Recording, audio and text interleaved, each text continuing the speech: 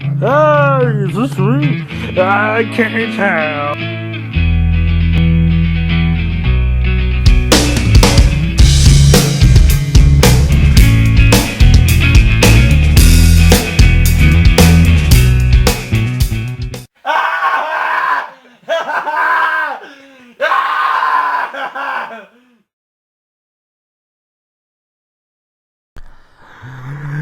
Hi. I'm an album review.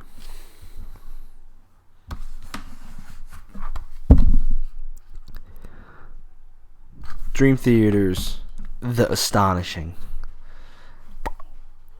Wow. It's their 13th album, Roadrunner Records, first since their self-titled from 2013. So it's been a little bit since we got new Dream Theater music, but understandable because there's a lot to chew on with this album. It's a double album, it's a concept album, and it's probably, quite honestly, one of the most ambitious albums probably the most ambitious album that Dream Theater has done, in my opinion, and one of the most ambitious albums that I have ever heard in my life. Now, I'm kind of... Sometimes I don't know how I feel about concept albums. Sometimes they're really, really, really cool. And then sometimes I feel the music's a little bit too chopped up. It just doesn't flow right or something, So I heard they were doing a concept album. I was like, this could be good. Just because it's Dream Theater, they're very smart, very talented musicians. I believed that they could do it, and I believe they really did pull it off. This album is quite astonishing. It is quite awesome. So the album it has a very, very good story. I'm not going to sit here and rattle off everything and spoil it for you because you should really experience it for yourself. But it's set in 2285, a dystopian United States in the Northeast, and there's only one way to really listen to entertainment and experience entertainment. That's these things called Nomax, and then this person learns to create music, and it's really, really interesting. And it's probably one of the most interesting stories to a concept album that I've heard in a long time. It's one that honestly will keep you engaged the whole time. And honestly, sometimes concept albums can really lose me personally in a story or something in its idea, and this album really will hold your attention. I think the story is very, very intriguing. It's good, and it'll really hold your attention throughout the whole thing. James Labrie, the vocalist, he sings in like multiple voices and multiple different characters, but it's still that Dream Theater vocals that you fucking dig and that are so unbelievably good. So that really helps along with the story as well. And I think vocally, just from that aspect, it's a standout album. I don't think James completely transformed himself or anything like that. He's an unbelievably good vocalist, and he just kind of does what he's been doing all of Dream Theater's career. But there are some really, really good songs on here, such as, The Gift of Music, one of the first tracks they put out, is extremely catchy, man. Vocally, really good. One that gets stuck in my head is The Path That Divides. So catchy, especially kind of at the build-up in that song. Very, very good. Vocal performance is outstanding on this album. Guitar wise, I mean, it's solid, and that's the thing. Dream Theater has had some really just completely insane riffs and very shreddy guitar solos, and there's not a whole lot of that here. John Petrucci is very contained on this album, very a little bit more tame in to fit the music a little bit more. Not saying that there aren't any really killer riffs or really good solos on here. That's still here. It's just not as much, and it definitely fits the music, because otherwise it would just feel really out of place. So I mean, a lot of the riffs are really catchy on here, and I think my favorite guitar section of both albums, both Act 1 and 2, is the track A New Beginning. Towards the end, it just gets kind of groovy. There's a really groovy bass line underneath, and that solo rips. It is so good, man. Just you have to experience it. It is. First time I heard that, I was like, this is unbelievable. This is so good, man.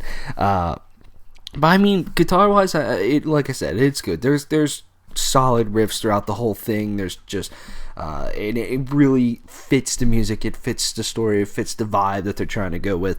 This album flows really, really well.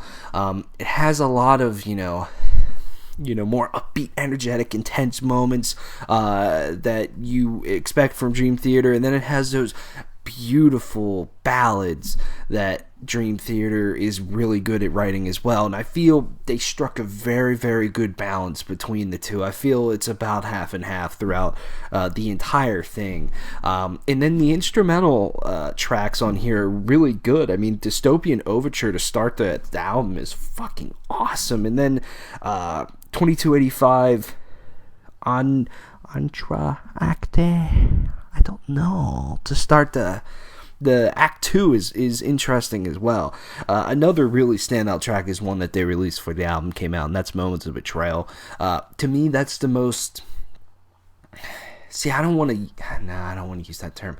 It's the most, like, kind of in-your-face song, and it's really, really good. I think in terms of riffs, that's probably the one that stands out the most to me in terms of... being heavy, that one probably stands out the most as well. I really do like this album, man. I think every aspect of it is really interesting. Oh, and Mike Mangini on drums completely kills it. I mean, one of the best drummers out there. This is just a super intriguing album. It's super progressive.